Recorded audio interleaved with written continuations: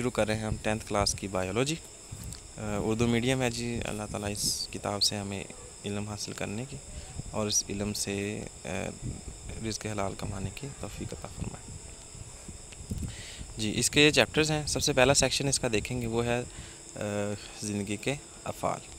इसके अंदर सबसे पहला चैप्टर जो है वो है गैसों का तबादला, गैसीय एक्सचेंज। इसके लिए 9 पीरियड्स दिए गए हैं और ये कोशिश की जाएगी कि 9 लेक्चर से कम लेक्चर्स में ये कवर किया जा सके। चैप्टर नंबर 10 गैसीय एक्सचेंज। इसकी कुछ टर्मिनोलॉजीज़ हैं जिनको यहाँ पर हम लोग डिस्क्राइब कर लेते हैं। सबसे पहले है वोकल कॉर्ड। वोकल कॉर्ड्स जो हैं ये वो स्ट्रक्चर्स हैं जो कि आवाज़ पैदा करते हैं, जिनकी वाइब्रेशन से साउंड प्रोड्यूस होते हैं। ब्रीदिंग सांस लेने के अमल को जो है ये ब्रीदिंग कहते हैं। लेरिंग्स है वो जगह जहाँ से आवाज़ पैदा होती है। स्मोकिंग तंबाकूनोशी या सिगरेट पीने को कहते हैं। फेरिंग्स जो है ये हल्क कहलाता है जी। एक्सपीरेशन सांस को जिस्म से बाहर निकालना एक्सपीरेशन कहलाता है। नेज़ल नाक से मुतल्लिक चीज़ें हैं। डायफ्राम जो है ये पर्दा शिकम है जिसको पेट के अंदर वाला, ये हम लोग 8th क्लास में पढ़ चुके हैं। ट्रिकिया सांस की नाली। नॉस्ट्रिल्स नथना, इंस्पिरेशन सांस अंदर खींचना। ब्रोंकस सांस की छोटी नाली। कैंसर जो है ये बीमारी है, जबकि कार्सिनोजिन जो है ये हर वो चीज़ जो कैंसर पैदा कर सके, ये कैंसर पैदा करने का बाइस जी। 9th क्लास में हम लोग बच्चे पढ़ चुके हैं कि किस तरह खुराक से ATP बनाए जाते हैं, यानी कि जो एनर्जी मॉलिक्यूल्स हैं। हमने chapter number 7 biological molecule bio energetics के अंदर पढ़ लिया था। सेलुलर रेस्पिरेशन वो अमल है जिसमें ऑक्सीडेशन और रिडक्शन रिएक्शन से खुराक में मौजूद कार्बन हाइड्रोजन बॉन्ड तोड़े जाते हैं और निकलने वाली एनर्जी को ATP में तब्दील किया जाता है। ये रिवीजन है जी। ये सारा कुछ हम लोगों ने 7 चैप्टर में बायो एनर्जेटिक्स में पढ़ चुके हैं। एरोबिक रेस्पिरेशन में ऑक्सीजन इस्तेमाल होती है और ख़ुराक की मुकम्मल तौर पर ऑक्सीडेशन हो जाती है। इसमें कार्बन डाइऑक्साइड और पानी बनता है। कोई भी कार्बन का मॉलिक्यूल जो है वो अनबर्न या जले बगैर नहीं रहता। जबकि जानदार सेलुलर रेस्पिरेशन के ज़रिए रेस्पिरेशन में इस्तेमाल के लिए ऑक्सीजन अपने माहौल से लेते हैं और इसे अपने सेल्स को मुहैया करते हैं। सेलुलर रेस्पिरेशन के दौरान पैदा होने वाली कार्बन डाइऑक्साइड सेल से और फिर जिस्म से बाहर निकाल दी जाती है। माहौल से ऑक्सीजन हासिल करना और जिस्म से कार्बन डाइऑक्साइड को बाहर निकालने के अमल को गैसों का तबादला कहते हैं। माहौल में मौजूद हवाएं हैं जी। अगर हम हवा का अगर स्ट्रक्चर देखें तो 78 to 79% ये नाइट्रोजन पर मुश्तमिल है। 21% या 20.9% ऑक्सीजन पर मुश्तमिल है। तीसरी बड़ी गैस जो है इसके अंदर वो कार्बन डाइऑक्साइड 0.03 to 0.04% जी। बाकी ऑर्गन है और बाकी गैसें इसके अंदर थोड़ी और वाटर वेपर्स वगैरह इसके अंदर पाए जाते हैं। ये जो बाहर वाली मौजूद हवा है इसके अंदर मौजूद ऑक्सीजन को जिस्म के अंदर लेकर जाना और जिस्म के अंदर मौजूद कार्बन डाइऑक्साइड को जिस्म से बाहर निकालना, ये अमल गैसों का तबादला या गैसीयस एक्सचेंज कहलाता है। अब गैसीयस एक्सचेंज हो गया गैसों का तबादला, जबकि सांस लेने का अमल जो है उसको ब्रीदिंग या तनफ़ुस कहते हैं। इस अमल के लिए इस्तेमाल होता है जिसमें जानदार हवा को अपने जिस्म के अंदर लेके जाता है ताकि उसमें से ऑक्सीजन हासिल कर सके और फिर हवा को बाहर निकाल जिससे कार्बन डाइऑक्साइड भी निकाले जा सके। अगर हम सिर्फ स्पेशल रेफरेंस ऑफ गैसेस बात करें कि जी गैसेस को जिस्म के अंदर लेके जाना और मतलब गैसेस का जिस्म में दाखिल होना और जिस्म से अखराज जो है ये गैसों का तबादला कहते हैं। जबकि हवा को जिस्म के अंदर लेकर आना और जिस्म से उसका अखराज जो है ये कहलाता है सांस लेना या ब्रीदिंग। ये डिफरेंस या इसका फ़र्क बहुत ज़्यादा पेपर में आता है। तनफ़ुस और रेस्पिरेशन मुतरादिल अल्फाज नहीं है।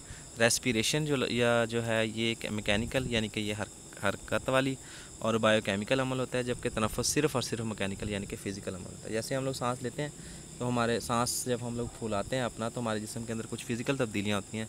ये जैसे हमारी छाती बढ़ जाती है, ये हमें ऐसा होता है जैसे हमारे फेफड़े फूल गए, ये अमल जो है ये ब्रीदिंग कहलाता है।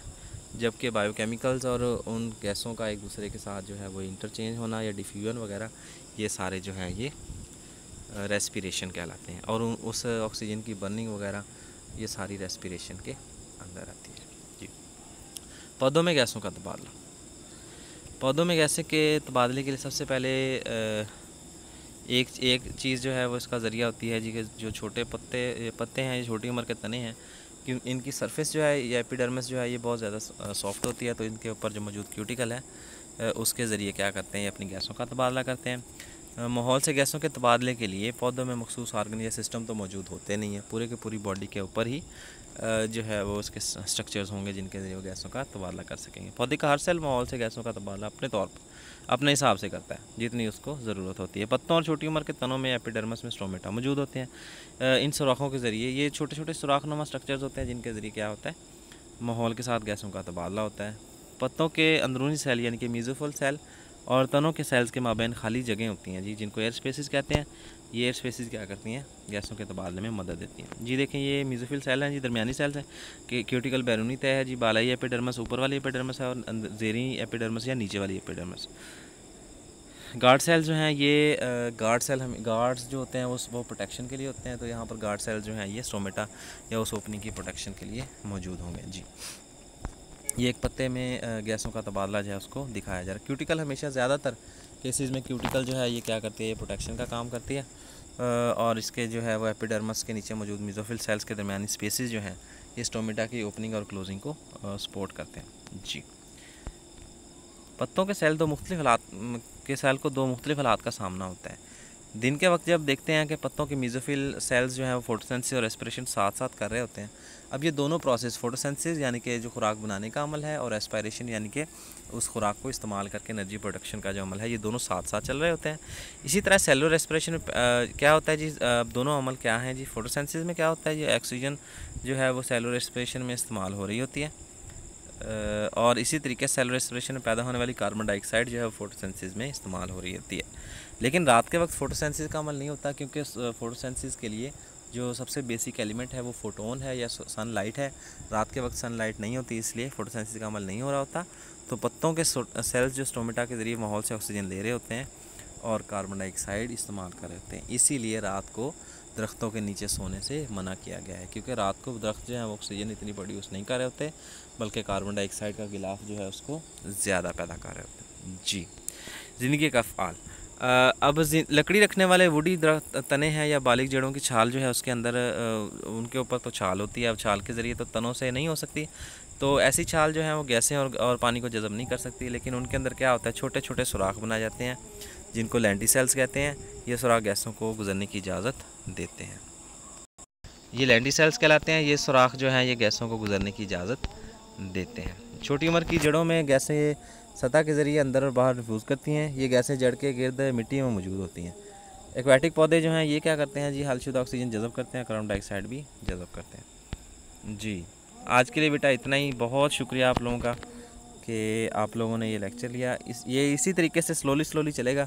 और आप लोग अगर नए हैं इस वीडियो पे तो ये चैनल को सब्सक्राइब कर दें और बेल आइकन दबा दें। बहुत शुक्रिया जी, अल्लाह हाफ़िज़।